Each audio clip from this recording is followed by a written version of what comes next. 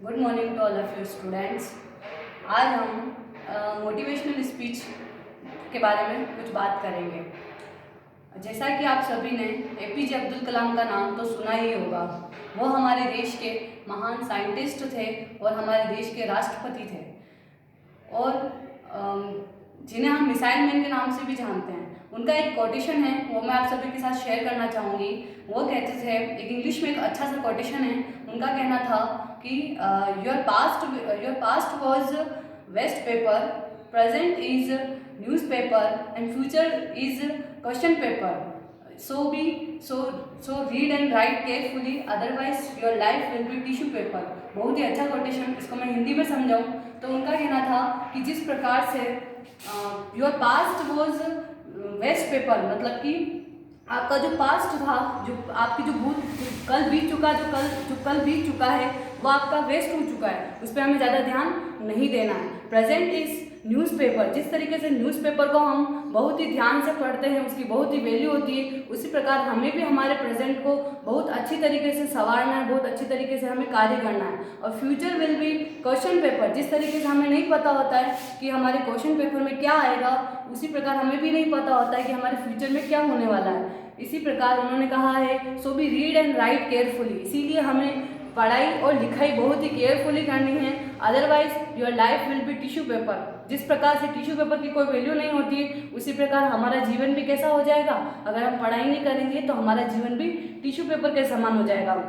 इसीलिए स्टूडेंट्स, मैं आपको यही बात कहना चाहूँगी कि हमें मन लगाकर पढ़ाई करनी है। इसी के साथ मैं आपको एक छोटी सी बहुत ही प्रेरणादायक कहानी सुनाना चाहती हूँ। एक बार क्या होता है, एक जंगल में एक चिड़िया होती है। क्या होती है? चिड़िया। वो चिड़िया समुद्र के किनारे एक घोंसला बनाती है और घोंसले में 2 अंडे देती है।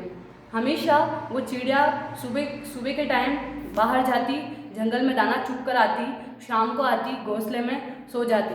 हमेशा ऐसे ही होता था। एक दिन क्या हुआ, चिड़िया सुबह दाना चुगने गई, जब वो शाम को लौटी तो उसने देखा कि उसकी घोंसले में अंडे नहीं थे।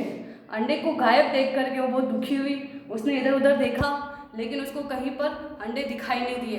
बहुत दुखी हो गई तो उसने, वो समुद्र था पास में, वो समुद्र के पास गई और बोला, समुद्र भैया, क्या आपने मेरे अंडे देखे? तो समुद्र इठला के बोला, नहीं देखे मैंने तुम्हारे कोई अंडे। तो चिड़िया बोली कि समुद्र भाई प्लीज़ बता दो मुझे कि मेरे अंडे कहाँ हैं।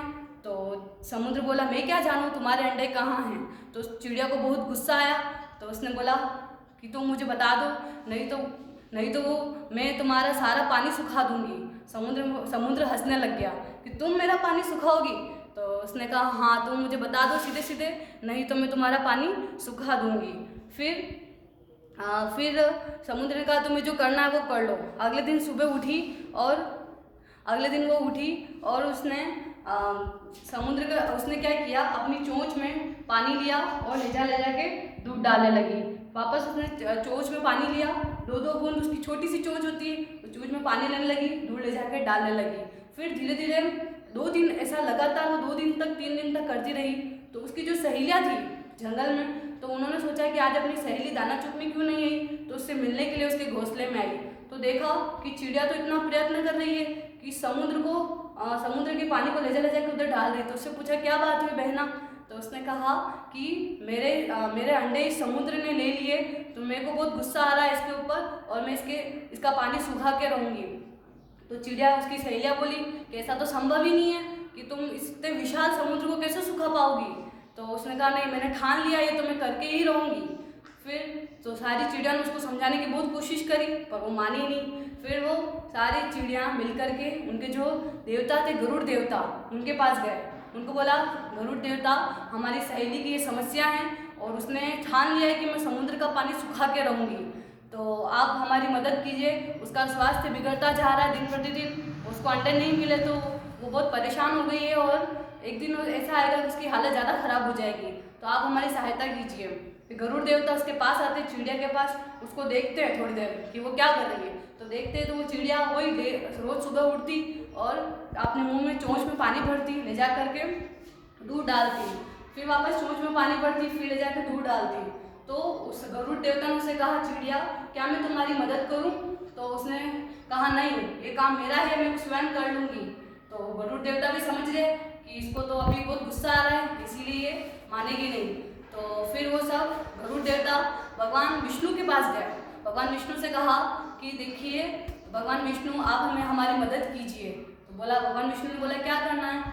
तो उन्होंने कहा कि ये जो चिड़िया है, आप इसकी मदद कीजिए, इसके अंडे खो गए हैं, इसको अंडे नहीं मिलेंगे, तो इसी तरीके से समुद्र का पानी सुखाने की कोशिश कर रही हो। और ये बात हम जानते हैं कि ये असंभव कार्य है, कि समुद्र का पानी सुखाना बहुत असंभव कार्य है और इसकी मृत्यु हो जाएगी, तो आप हमारी मदद कीजिए।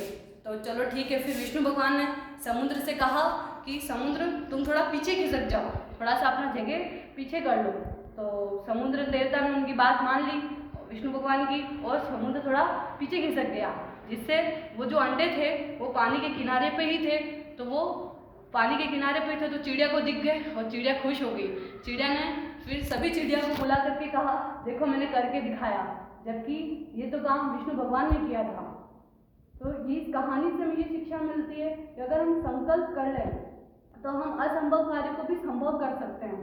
जिस प्रकार उस चिड़िया ने ठान लिया था कि मुझे समुद्र का पानी सुखाना है, तो जब हम संकल्प कर ले तो उसके पीछे उसने दिन रात मेहनत करी, और भले ही उससे थोड़ा थोड़ा मेहनत हो रहा था, हम भी जानते हैं कि वो कार्य असंभव था, लेकिन भगवान ने उसको मदद करी। इसी प्रकार अगर हम भी दिन रात मेहनत करेंगे तो भगवान भी हमारे कार्य में सफलता दिलाने में हमारी मदद करेंगे।